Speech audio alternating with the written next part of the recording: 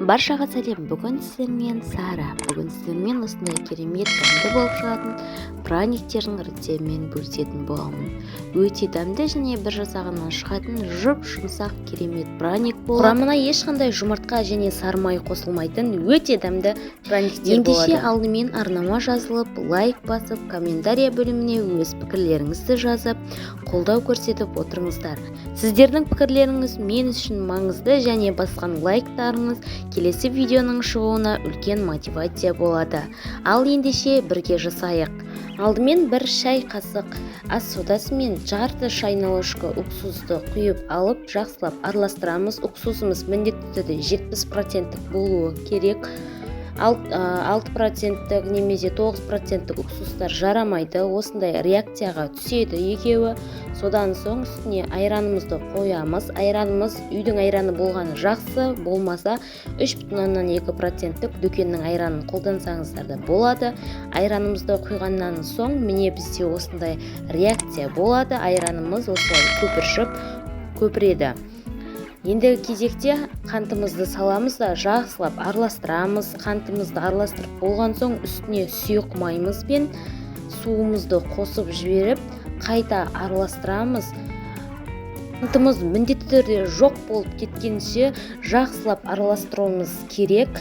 Міне сіздерге қолымыздарыңызбен осылай істеп көрсетіп тұрмын. Сіздерде осылай қанттың ерігенін тексеріп аласыздар. Содан соң 1000 грамм ұн, яғни 1 килограмм ұн аламыз. Bir шай қасық разлихтель салып, ұнның барлығын салып жіберместен 50-60 граммдай ұнды алып қалып, жақсылап қамыр илейміз. Жұмсақ қамыр болады. Міндетті түрде қолға жабысатын қамыр болады. Себебі біздің қантымыз болғандықтан қолымызға жабысатын болады. 1000 екен деп 1000-ның бәрін салып жіберуге болмайды. Егерде сіздерде жетпей баратса, қатты жабысып, жұмсақ болып басы бірікпей жатса, осылай салып, кішкене ұн салып алсаңыздар болады. Міне осылай басын біріктіріп, ешқандай тындырмаймыз. Дәл осылай жұмсақ күйінде оқтаудың көмегімен 2-3 сантиметр қалыңдықта жайып болғаннан соң осылай кез келген ыдысымызбен, яғни өздеріңіздің үйлеріңізде қандай ыдыс бар, солмен, болмаса бауырсақ кесетінмен осылай кесіп алсаңыздар болады.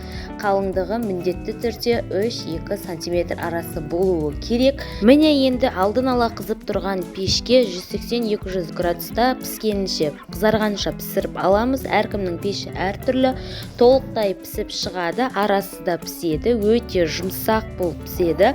Біріншісінде кішкене қаттылау болып тұруы мүмкін суығанша, одан соң өте жұмсақ болады. Дүкендік праниктерінен де дәмді болып шығады. Енді кезекте глазурын дайындайтын боламыз. Осы қантымыздың үстіне суымызды құйып аламыз да жақсылап араластырып аламыз. Баяу отта қантымыз ерігенше міндетті түрде осылай араластырып отырып қантымызды ерітіп аламыз.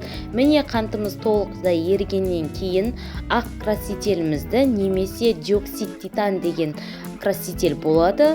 Осыны қолдансаңыздар болады. Менде ақ краситель қолдандым. Түйіршіксіз болғанша жақсылап араластырып, осылай шет-шеті қайнап жатқан кезінде астын өшіреміз де, дәл осылай ыстық күйінде міндетті түрде қолдарыңызға перчатка киіңіздер және қолдарыңызға абайлаңыздар. Ыстық күйінде осылай кремдеріміз, глазурларымызды жағып аламыз. Тез жағыңыздар, себебі біздің глазурымыз тез қатып қалады. Осындай кез келген ыдысымызға жайғастырып аласыздар. Глазурларымыздың барлығын жағып болғаннан соң салған ыдысымыздың үстін ауа кіргізбейтін пакетпен орап қойыңыздар, немесе сіздер торттың салатын ыдысына салсаңыздар да болады. Ауа кірмей тұруғаны жақсы, себебі жұмсақ болып, сол кезде жақсы жұмсалады. Дәл осы рецептпен 10 күнге дейін қатпай жұмсақ болып тұрады. Балаларыңызға жасап беріңіздер, өте дәмді, керемет болатын праник. Бастысы құрамына жұмыртқа да, тіптен сары май да қосылмайды. Мінеменде 3 сағат уақыт өткеннен соң дәл осылай қатады, қолдарыңызға жабыспайды, праниктеріміз өте дәмді болып шығады. Балаларыңызға жасап беріңіздер. Ал ендеше менің рецепттерім сіздерге өз пайдасын тигізіп жатқан болса, қазақша каналымның дамуына өз үлесіңізді қосып, лайк және комментарияңызды басып, пікір қалдырып отырыңыздар. Ал бізге ас болсын, сіздер де балаларыңызға жасап беріңіздер. Кездескенше.